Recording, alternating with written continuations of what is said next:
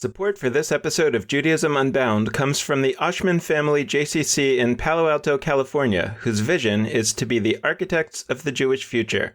The Hartman family JCC is an incubator for new expressions of Jewish identity. It creates innovative Jewish learning, celebrations, and arts programs that inspire personal connections to people and ideas from across the Jewish world. Learn more at www.paloaltojcc.org. This is Judaism Unbound, episode 135, Putting God Second. Welcome back, everyone. I'm Dan Liebenson. And I'm Lex Rofberg. And as we continue this series exploring God, we're taking a little bit of a detour from the question of who God is and how we should talk about God to the question of perhaps the importance of God, or how central the question of God ought to be in some of our thinking and activity as Jews. Our guest today, Donniel Hartman, is the president of the Shalom Hartman Institute and the author of a book called Putting God Second: How to Save Religion from Itself. Donniel Hartman is the president of the Hartman Institute. We've had Yehuda Kurtzer on the podcast a couple of times. He is the president of the Hartman Institute North America. Donniel Hartman is the president of the larger Hartman Institute organization based in Jerusalem. The Shalom Hartman Institute's mission is to strengthen Jewish peoplehood, identity, and pluralism, and ensure that Judaism is a compelling force for good in the 21st century. The Hartman Institute focuses its work on a few key areas, including Judaism and modernity, religious pluralism, Jewish and democratic Israel, Jewish peoplehood, and Judaism in the world, which is about being a gateway for leaders of other faiths to engage with Judaism in Israel. Donniel Hartman holds a PhD in Jewish philosophy from the Hebrew University and rabbinical ordination from the Hartman Institute. We're really excited to have him as a guest today to explore this question of putting God second. Donniel Hartman, welcome to Judaism Unbound. It's so great to have you. It's wonderful to be here. Well, so we're in the midst of a series looking at the character of God and perhaps the future of God, particularly for American Judaism, but I think also for Judaism in all places. And you have a fascinating book that you entitled Putting God Second, which we want to understand what that means. But a concept that you introduce in the book is the idea that religion has what you call an autoimmune disease. You say that when God comes into the room, something goes wrong, something blinds us. And to start out, we've talked a lot about who God might be with certain guests on this show, but can you tell us a little bit about, sort of regardless of who God is, this idea of the autoimmune disease? God might be great, God might be dead, God might be awesome, God might be moral, God might be anything you ascribe. The question that is significant is, what does God do to a religious person who says, I believe? The issue that I'm pointing to is the possibility of God activating negative consequences in the human being, irregardless of what God's intent is, and also independent of the human being's intent. An autoimmune disease takes over the system, and you could try to overcome it, but it's there. The autoimmune disease that I question is that when a human being chooses to enter into a relationship with a one, awesome, infinite creator of the universe, it tends to change the nature of the room. The room doesn't stay the same. It's not just an elephant, makes an elephant into a peanut, into a mouse. It's the room changes. And in that room, does the human being and the human being's priorities, in particular, their ability to look at and value other human beings, does that change? If God is in the room, does it diminish what human beings mean and imply and the moral obligations you have to them? And so, to be precise, it's not that God tells you don't care about human beings. It's that a life of faith has the potential to reorder your priorities. When it does so, and it diminishes the value that you give to other human beings, that's the nature of the autoimmune disease that religion suffers from. See, idolatry was in many ways much better because gods were smaller and we controlled. As Yechezkel Kaufman says, idolatry is really a system in which the human being through ritual dominates God. Monotheism is a system of is an independent God who is transcendent. And the nature of that transcendence is that it reorients what's important. If God's in the room, what's more important? Is it more important to care if you have a human being who is hungry, or you have a God who you want to say thank you to for creating the universe? Who do you have to serve first, God or human being? And the potential, it's unique to monotheism. It's God's awesomeness, which demands a response. If God is truly in the room, if God is speaking to me and says to me, Donniel, where are you? Lex, where are you? And you say, here I am, then that God could say to you, give me your son. As God says in Genesis 22, give him. Do you love me or do you love your son? And it is coherent for a person to say, of course, if that's what you want, my primary responsibility in front of the God, creator of the universe, is to say amen. When that feeling is activated, that's the autoimmune disease, because it's the logical consequence of being commanded by God. The question of what does God belief do to people? So you mentioned that already, that's such a core question of your book, and I think it's a question that we don't ask. I think you're right to sort of diagnose, to use another health metaphor, that we aren't asking that question, and we should ask it more. What I really appreciated is not only did you give your own take or set of takes on what God belief does to people, but you backed out and you sort of looked at societal answers, and specifically you drew a dichotomy between folks who assert that God belief does pretty much only or mostly terrible things to the world, and you cited sort of the new atheists. You had a section that I really liked called the God delusion. So you looked at people who really think that God belief in and of itself harms the world, and then you compared that to people on the other hand who are in it fully, practitioners believing in God, who would assert that God belief motivates all of their positive actions in the world and is the crux of like goodness. And I think that that's really important to name as an introduction before we get to sort of the new form of the answer to the question that you're proposing. So can you tell us a little bit more about this duality you drew and sort of how others answer the question of what God belief does to the world? The new atheists prescribe to the ideology that God belief only does harm to human beings. And my problem with that is that God belief very often motivates to good. More than that, new atheist has no impact on believers. It's a group that talks to themselves. Believers know that God also activates something positive. And so I look at the new atheists who say, God could only do evil. And you ask yourself, but I see numerous people for whom God does good. Conversely, there's people who argue that no, there's never a problem. God has no negative impact. God is only good. God only does great. And if somebody does something negative in the name of God, if somebody kills, if somebody goes to war, if somebody blows himself up, if somebody insults, that's not God. That's a distortion of God. But at what point is a distortion so common that you ask the question, what's the cause of the distortion? And I think the first group doesn't see the positive potential of God and doesn't speak to people of faith. And so they're outside of the conversation. The people of faith are left by saying, oh, I can't listen to you because I believe in God and I can't imagine my life without God. And the other group says there is no problem. And year after year, history continues, and monotheism continues to be a source of profound evil with anybody ever asking, maybe there's something flawed in the system, and maybe there's a way of using the system to immunize yourself from this autoimmune disease.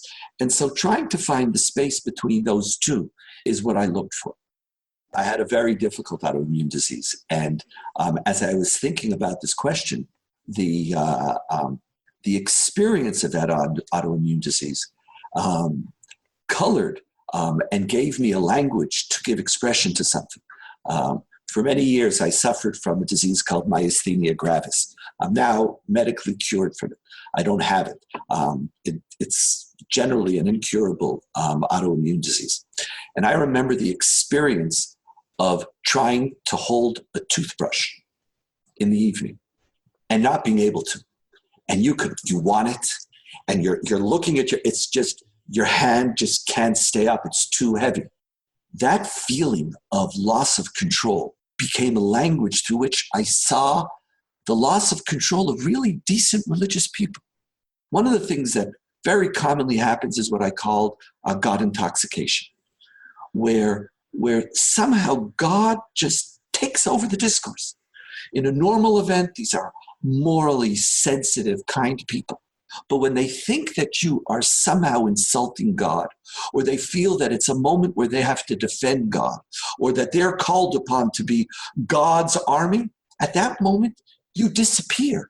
And they don't have control. And what caused them to lose control was this belief that to be a believer, you have to be God intoxicated.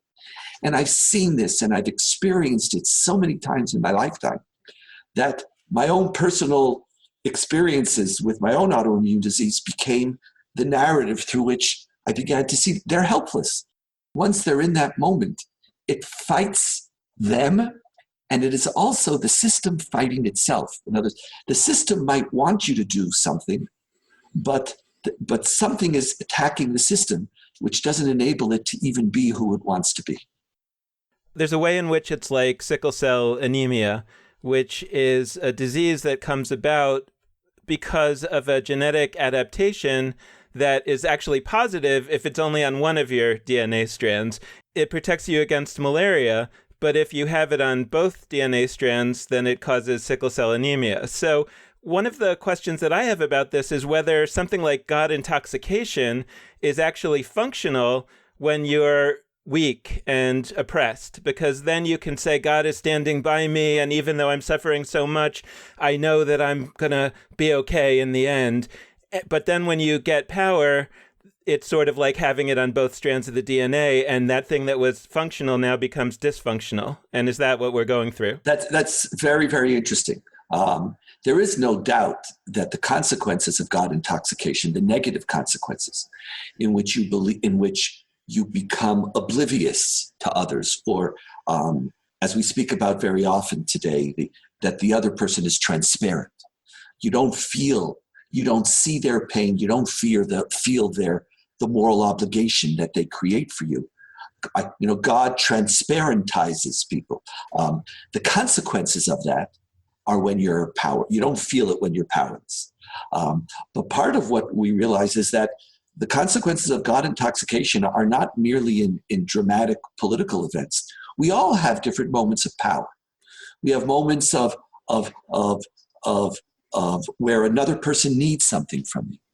And I remember, I tell this in the book, I remember the experience of being in yeshiva, and the person who was in charge of all students, he wasn't very powerful. He was the dean of first-year students. He wasn't the head of the yeshiva, of the study hall, of the community. He wasn't a person of great authority, but his job was to make sure that every first-year student felt comfortable, acclimated well to the yeshiva. And he was actually picked because he's a very morally sensitive human being, gentle, kind. And he interviews everybody. He meets everybody alphabetically. And then when he comes to H, he skips Hartman. And he goes on to H-I-J-K-L, Lieberman, and et cetera. And he's moving along. And someone says, well, what about Donniel? And he says, oh, Donniel's a Hartman. I have nothing to talk to. So what happened to him? It wasn't just everybody at a certain moment has another human being who might need a smile, might need a hug, might need a kind word, might need 10 cents, $1, might need somebody to reaffirm. And so you're right about the issue of power, but in all human relationships, every one of us have experiences in which the other needs something, and God intoxication could shape your behavior at those moments. So I'm wondering if you can, to flesh this out a little bit and so that people really have a full sense of what God intoxication means and what it can look like. You had another section of your book where you cited a bunch of examples from Jewish tradition of characters, of stories where people from those stories experience a kind of God intoxication. And I was wondering if you could share some of those with our listeners so that we have a little bit more of a sense of what this looks like when gone wrong. Sure. I think one of the classic examples of God intoxication is Abraham in the binding of Isaac. When God says to Abraham, Abraham, you've waited your whole life for this child, right? And Abraham says, yes. And God says, you love your child. And Abraham says, love my child. And God says, great. I fulfilled my word, didn't I? And Abraham says, yes. And God says, I'm so happy that you're happy. Give me your son. Abraham should have said, what? Abraham should have ignored. Abraham should have said no. But Abraham wakes up early the next morning, Genesis 22 says, and begins the process to return to God, Isaac. That is a paradigmatic story of God intoxication. That in the name of God, Abraham doesn't see Isaac. Abraham doesn't see himself. Can't see anything. All he could see is the commandment of God. This chapter of Genesis 22 is one example. Another very dominant example is Rabbi Shimon Bar Yochai. There's a famous story of him running away from the Romans and hiding from them in the cave. And he stays in a cave for 12 years with his son. And he becomes a completely God-intoxicated human being. His whole existence is the engagement with God, neglecting completely the world. And at some moment, God says, leave the cave. The Romans no longer are trying to kill you. Leave. Shimon Bar Yochai comes out of the cave and he sees somebody farming. And he says, how could you be farming? There's God in the world. God, the creator of the universe. You should be putting all your emphasis on God. How could you be neglecting the eternal and dealing with life temporal? What are you doing here? And anybody he would look at, he would burn with the fire in his eyes. God then says in this story, have you exited the cave to destroy my world? Go back to your cave. God says, this is not what I want from you. This is not, hello, I don't want this from you. Just like when in Isaac, at the end, I didn't ask for Isaac. I only wanted to know if you wanted to give me Isaac. I don't, go back to your cave. I want my world, God says. And the story tells that Rabbi Shimon Bar Yochai and his son go back to the cave and they stay there for 11 months. And when they come out, Rabbi Shimon Bar Yochai's son continues to burn people. God explicitly says, this is not what I want. God can't even stop you. That's the nature of the autoimmune disease. And so these are two of multiple examples of people for whom faith in God reprioritizes. And normally it reprioritizes your ability to see other people. And sometimes it reprioritizes your ability to see yourself. As with Rabbi Akiva, who said, my whole life I was waiting for the moment when I can die to sanctify God's name. What more distorted religious life is there? Your whole life you were waiting to die? Did God enter the universe? Did God create the universe to create the opportunity for your sacrifice? Or did God enter the universe to create the opportunity for you to live a life which is more fulfilled? I think about how one of the things I think that gives rise to fundamentalism is literacy, in the sense that people can go back and read for themselves some of the very unfortunate stories or concepts in the Bible. And they didn't know that they should read some stuff from much later that actually sort of undoes a lot of that stuff, and that the real Jewish tradition, so to speak, would be a much later one that says, well, what have we done with all this through 2,000 years? But if you go back to the original stuff, then you're potentially sort of not necessarily going wrong. I mean, everybody has a right to read it whatever way they want, but to know that you're not actually reading it the way that Jews have been reading it for 2,000 years, for better or for worse. But somebody doesn't know that because they're literate in the sense that they can read, but they're not literate in the sense that they sort of know the whole story. And yet, as we know, the reason why rabbinical school is so long is because it takes a long time to learn the whole story. So the question in the modern world is sort of, what do we do with a reality that people are capable of reading. They think that the Bible is what they should read, so they go and read it and they get sort of bad ideas. And then there are some unscrupulous leaders, perhaps, or maybe they're scrupulous but just misguided, who tell those people, yeah, and so we should live that out. Here I want to take issue a little bit, because there is no doubt that Judaism, as you say correctly, has progressed from the Bible. But sometimes it's regressed also. The notion that there's this maturation notion in Jewish history and that we're moving forward all the time. Sometimes it's the later commentaries on the Bible who are far more difficult and problematic than the Bible itself. This notion, the stranger shall be to you as one of your citizens. It is precisely after the Bible in the rabbinic period that this word stranger, which in Hebrew means ger, G-E-R, is called ger, G-E-R, is translated into meaning convert. Loving the stranger disappears from Jewish discourse in the rabbinic period. There is no stranger anymore. That category just about disappears, because now that stranger is the convert, and you don't even have a category for the non-Jew who lives in your midst. The tragedy would be that the only way to live a morally committed life would be to be faithless. That's to move me into the new atheists. Let's get rid of God.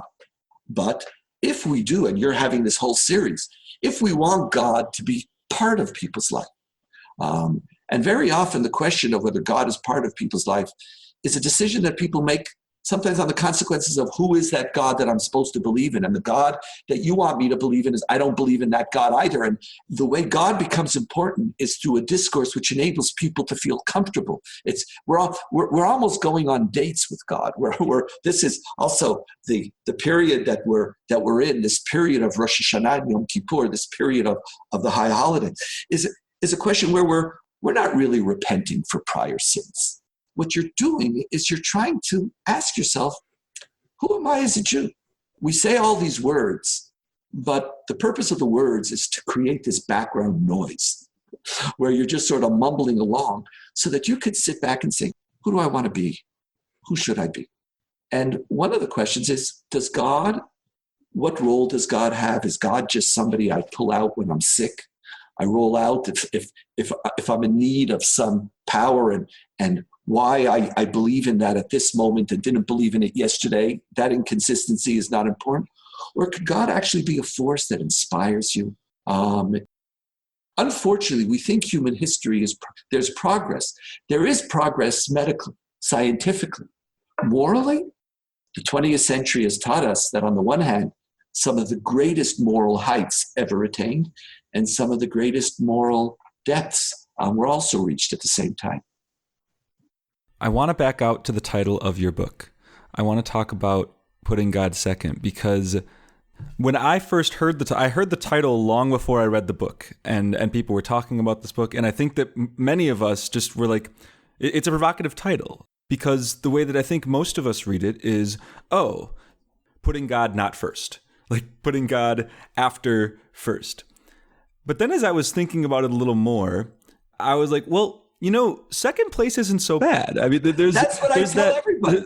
But there's that, there's that little thing we say in nursery school or whatever. First is the worst, second is the best, second is the best. In many ways, saying that God should be second for many Jews would be a huge upgrade. I mean, look at our own podcast. Look at our own podcast. We intentionally did not open up God for the first 2.5 years of doing this. We didn't do a God unit. We've put God 130th or whatever, if you count up the number of weeks. And so I guess I'd love to hear from you, because so many people have heard the title but maybe not read all of the book. I'd love to hear, what are you articulating with putting God second? Because it goes in both directions. Why is God not first? And also, why is God not maybe 130th? I really appreciate that question, because it goes to the heart of what I was trying to achieve. I wasn't trying to be provocative with the title. Like you, I say to people over and again, second is not bad. For most people, God's irrelevant. I know that for the truly God intoxicated, they're not reading the book. And I know that the truly God intoxicated, for them, no matter what I say, since the autoimmune disease is so deeply embedded, They can't free themselves from it. And I'm and I'm the disease, not God is the disease. I'm aware of that. The question is whether God should even be on the conversation. There are some for whom theological language is so alien or faith is so alien that I'm also irrelevant to them too. But there is a group, I don't know, I can't even tell you what percentage, for whom their life with God has become impossible because of the baggage that they assume has to come with that. How many people don't believe in God because they say believing God means that I have to believe that God intervenes in history, or that I have to believe the world was created 5,780, I don't know how many years ago. It's not the issue of whether they value or even could experience something, but they shut their religious life down because of the intellectual and moral consequences that they feel it will demand of them. It is for those people who I'm writing the book. God being second is a great achievement. And in my own life, I yearn for God to be second. Very often in my life, God's 12th, 15th, 18th too. That's the truth. My greatest love of Judaism is Torah, is learning. My greatest love of Judaism are the rituals and the tradition and the roots and identity. And I, like many others, struggle to put God into my life and to find that place. And I, like many others, get turned off from theological conversation because I've met so many people for whom God has destroyed them. And putting God second is not a demotion, it's an aspiration. Could we create a religious life where God is second? And if we say that, yeah, God is second, that means it's very clear that morality is first. It's very clear that my understanding is first. It's very clear that to enter into a religious life doesn't mean to diminish the value of myself or of others. And within that context, God becomes a gift. God becomes something that could inspire. But that leads me back to the question, which for me is hard to get rid of in this context, of who God is. For me, one of the most important lines from the Torah, or one of the ones that resonates the most with me, is at Mount Sinai in the book of Exodus, when God says to Moses, I was known to your ancestors as El Shaddai, the God of the hills, basically a God of, sort of a natural, pagan sort of deity, right? A particular God of the hills. But it turns out that I'm actually Yud-Hey Vav-Hey, I'm the one God, etc. And what that means to me is that in different times of Jewish history, one can understand God in a new way and understand that those earlier ways, which may have been, quote, more primitive or whatever adjective you want to use for it, were true, but in a different way. And I think a lot of us intuitively have that sense. And then the question is, okay, well, how far do you go? Do you go new atheist and say there really is no God at all? Or do you go Maimonides that says there's something, but anything you say about it is wrong? Or is there some other concept that I think, we've talked to Art Green and others who are sort of in the more mystical tradition, who have a different notion of God. And to me, it feels like in order for me to put God second, especially in light of what you say in your book, which is that maybe in monotheism, as it has been understood by Judaism for much of its later history, right, the idea that God is a being, that monotheism has within it a bug. And is it a feature or a bug? But, I think it's compelling that you sort of say it's an inevitable bug in the system. If you believe that there's one God and that God has a relationship with you, then that's going to cause you to do certain things that are problematic. And it will also cause you to do certain things that are good.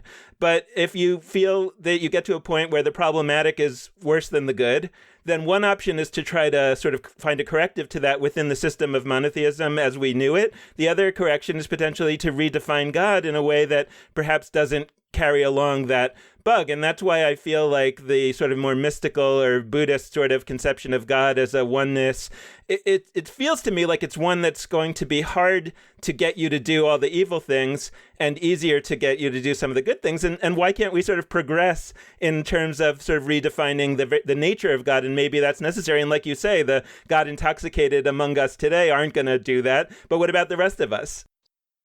I don't fear that Art Green, for example, that the depth of his theological commitments would ever lead him. that his faith would lead him to such. And so that could be one solution. And it's perfectly plausible and a very healthy one. The other one, which I try to offer in the book, is, are there ways of creating legal or intellectual priorities within the system, which, regardless of your belief in God, and you'll be safe. And part of the reason for doing that is that I tend to be skeptical at the ability of masses to have these theoretical, more conceptual oneness categories. My gut instinct is that God and power are intimately connected. And so while for some, creating a very spiritual, intellectual, transcendent God, who it's a contradiction for that God to ever even command something the unethical, I'm okay with that. I believe, though, that the other God is here to stay. And that other God has to be talked to and talked about. And we have to learn how to immunize ourselves from that. So, for example, in my own life, the God I believe in a God who created the universe. I also believe in every one of the scientific theories about Big Bang, etc. So when I believe in a God who created the universe, I believe in a God who created the universe who cares about human beings. Part of the reason why I believe in it is, like all beliefs, people are shaped by the way they were raised very often.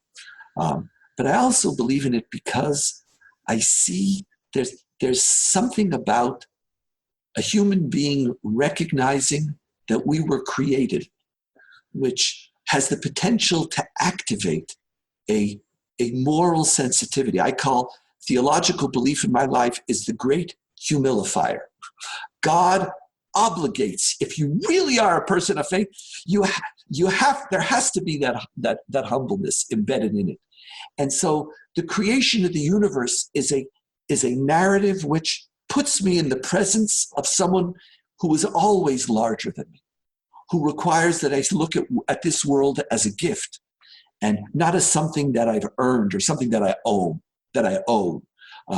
And so as you try to spell out the God, who is this God, I'm looking for a less, almost put it this way, a less sophisticated God.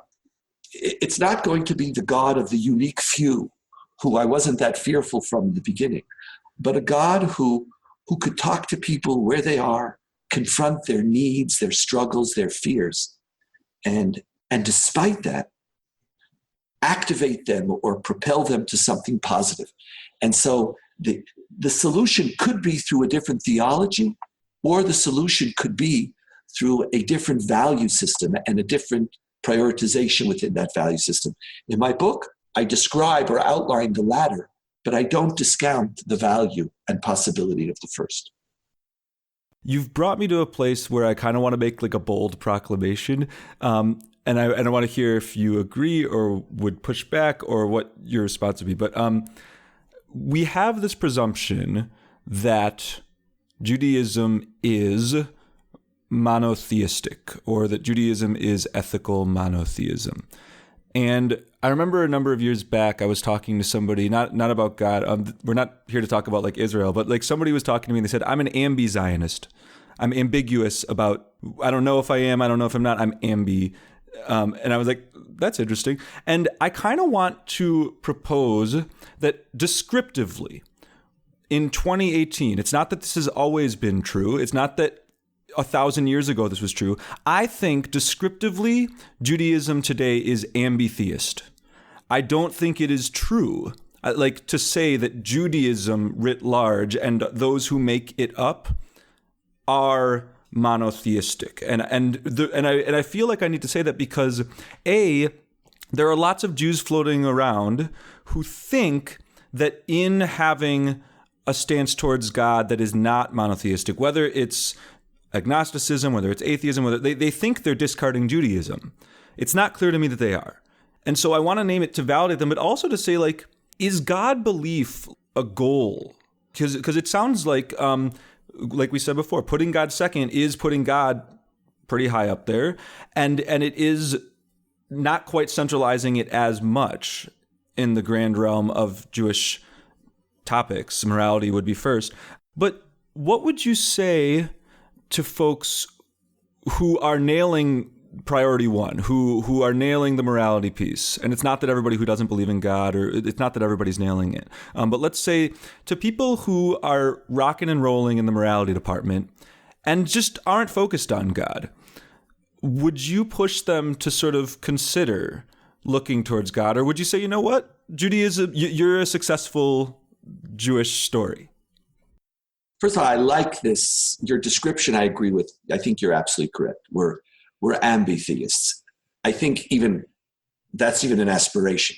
For the majority of Jews, they're not even ambitheists. It's just not even an issue that they think about. But I think ambitheists is an accurate description of the life of most Jews and the way they conduct themselves. I think that's correct. So now let's ask the question, does someone have to believe in God in order to be a good Jew? That someone doesn't have to believe in God in order to be Jewish, we know. Jewishness is not dependent on what you do or what you believe. Jewishness is a modality of being. It's who you are, not a modality of doing. So as distinct from other religious traditions where you can't be a Muslim and an atheist, it's a contradiction in terms. And in many ways, you can't be a Christian and an atheist similar. The essential essence of each one of those monotheistic faiths makes it impossible. But since Judaism is not a monotheistic faith, faith in God is not necessary in order to be a Jew. But the question you asked is even harder. If somebody is, what did you call it? Knocking all the, or nailing it in the morality department. Nailing it in the morality department. Here I go back to one of the more famous sayings of our tradition, period. A convert comes to Hillel, the famous rabbi who exists at the time of Jesus, and one of the founders of intellectual founders of our tradition. And a convert comes to him and says, convert me on condition that you teach me all of Torah while I stand on one foot. I want to know your elevator pitch so that I know whether this is a religious tradition that I'm interested in at all. And Hillel says, what is hateful unto you, do not do unto others. That is the whole Torah, and the rest is commentary. Go and study. Now, a medieval commentator, Rashi, in the 10th century, reads Hillel's answer and is theologically horrified. Here it is, you're giving an elevator speech, and you didn't even mention God. We're a monotheism. This is crazy. But so he says, no, that's not true, and he reinterprets Hillel. But Hillel basically said exactly what you just said. Hillel said, if you're checking the box, the first thing, the essence of Judaism is to check the boxes morally. And so it's true. You could be a good Jew without believing in God. I think that's true both empirically, and I think that's true also historically when you study the tradition. Outside of certain people, Maimonides would think I'm a heretic at this moment. But then I write from good to great. Could you be a great Jew without believing in God? You might, but you could also be a great Jew believing in God. And the challenge of the book is that if we remove the negative baggage, if faith in God doesn't become the source for justifying immoral treatment of others, if faith in God doesn't become the foundation of triumphalism and chosenness of the Jewish people, is there another dimension to your life that faith in God could open? Is there a part of your soul that when open to a new tune could sing and could reach something that you didn't have beforehand? My bracha, my blessing is that we could try that.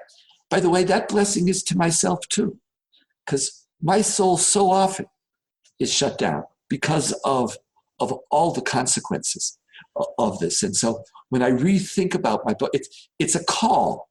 It's a call. Donniel, put God second. Donniel, you don't have to believe in God in order to be a good Jew. But is there something more that you could be? I think that one thing that builds on where you've brought us is some other concepts that I've heard you talk about in the past, some of which are in the book and some of which are less directly in the book. But in the book, you talk about this, and we've actually quoted you about this and sort of talked about the concept of the Genesis Jews versus the Exodus Jews. The Genesis Jews being those who believe that being Jewish is more like a family, a peoplehood, an ethnicity, whatever, and the Exodus Jews being the ones that think that Judaism is more about an idea or a covenant or however you want to put it.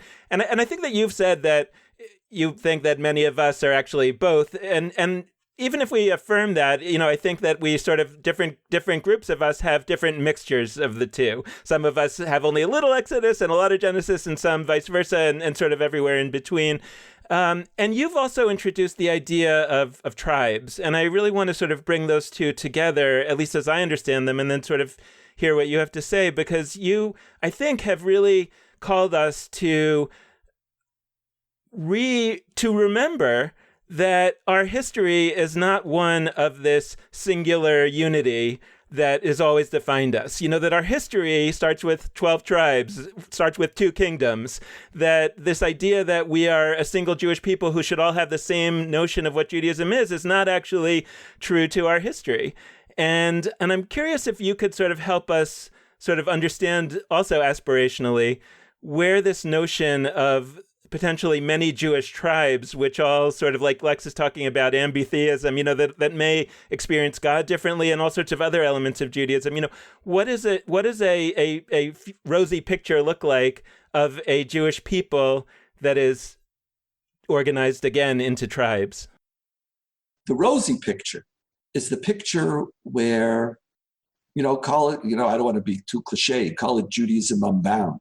Call it where I'm not tethered to someone else's notion of what Judaism is about or what Judaism ought to be.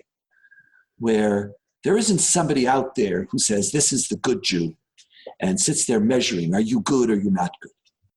The tribes is an invitation for people to take responsibility for their Judaism and to build a Judaism, to build a tribe, to find a tribe, to build a Judaism that could inspire them. At the end of the day, and this is in this new book that I'm working on this whole issue of identity.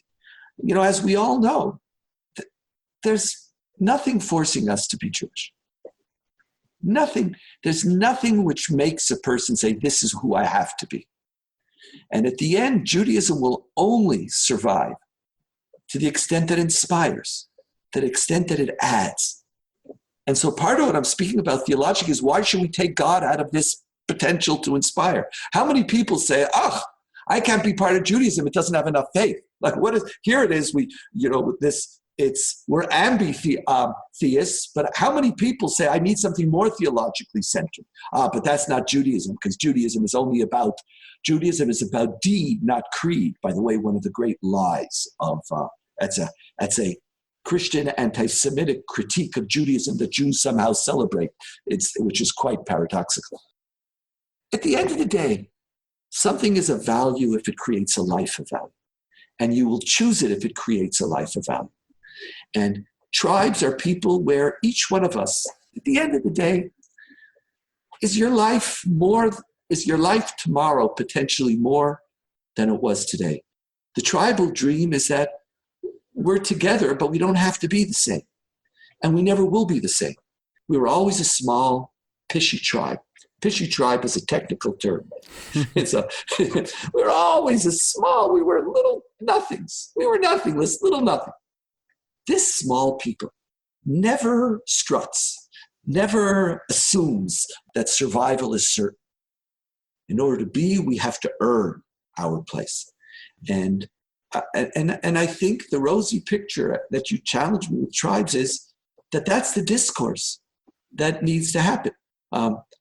The Jewish community today is not pluralistic, because pluralism is someone who's ideologically committed to one perspective. What's your attitude towards someone who disagrees with you? We're far more relativists than we're pluralists today.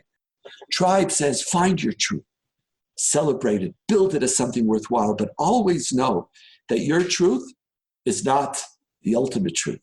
And actually, paradoxically, God could either serve you to believe that your truth is the only truth, and that's when you believe that you monopolize what God wants, or whatever you want is what God wants, or that God creates the humility in which you understand, regardless of what you know, like as I often say, I know what it is that I know. I just don't know if that which I know is true. I'm a pretty Orthodox Jew, sort of, some of the time, or at least I think so, and my mother thinks so. But whether, it's always good to have a mother who thinks highly of you. It's very good for you psychologically. So I can define myself. What other people believe or don't believe is not. But to know that you never know that which you know is true gives room for other people and their tribes to live aside and to hopefully build for themselves a Jewish life that they could become committed to, and even more importantly, that commitment could be both a blessing for themselves and for those around them. Are there any final thoughts that you wanted to leave our listeners with as they go off to whatever's next? For this period of time, I want to go back to one of the things that I believe is most important about a life of faith, and that is during this time of the year, I hope for all of us that instead of our faith being a ladder to climb, instead of our faith being a medal of honor, that our faith be a challenge to all of us to say, as we say on Yom Kippur, Chatati, I have sinned. There is no human being who has not sinned. And it is faith which challenges you to recognize that, and it challenges you to not to wallow in that failure, but to say, if that's who you are, so who should you be? A God who is second, who enables you to be that, is a gift. Thank you again so much for joining us. This was a great conversation. It was absolutely delightful. And thanks also, of course, to all of you out there listening. We want to close out this episode in the same way that we always do, by encouraging you to be in touch with us. And there are a wide variety of ways for you to do that. First, you can head to our Facebook page, Judaism Unbound. Second, you can head to Twitter at Judaism Unbound. Third, you can go to our website, JudaismUnbound.com. And last but not least, you can hit us up via email at dan@JudaismUnbound.com or lex@JudaismUnbound.com. The last plug we like to make is that you can always support us with a financial donation, either on a one-time basis or a monthly recurring basis. And you can do either of those by heading to JudaismUnbound.com/donate. So thanks so much for listening. And with that, this has been Judaism Unbound.